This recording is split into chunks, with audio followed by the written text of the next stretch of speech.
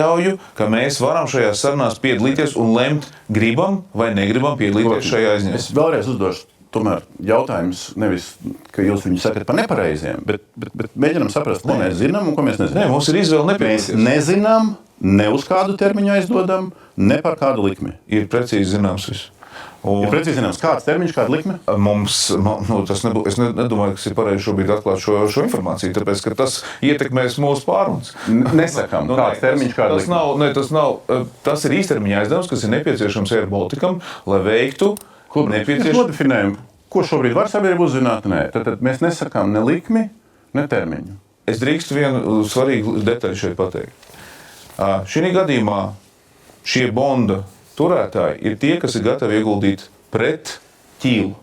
Tātad, ja mēs paliekam ar mūsu 50 miljonu, kas ir oriģināli bondi, viņi ir bez seguma. Ja mēs nepiedalāmies, jūs varat atļaut man pateikt, lūdzu. Kolbenkungs, nesametam visu vienā katlī. Mēģinām. Tieši saistīts ar šo jautājumu. Tas lēmums ir tieši uz to balstīts. Vai mēs varētu sarunāt? Tad izējām cauri jauns aizdevums, kapitalizācija un vēl trešais jautājums, ko es pateikšu. Nosaukt 3 punktus, kas ir nepieciešams. Okay. Air Baltics ir vienojies, kas aizdos 225, ja tas vēl ir saruna process. Vēl notiek sarunas. Par termiņu notiek sarunas un par likmi notiek sarunas. Tātad termiņš ir īstermiņa līdz procesa beigām. Potenciāli līdz gada beigām.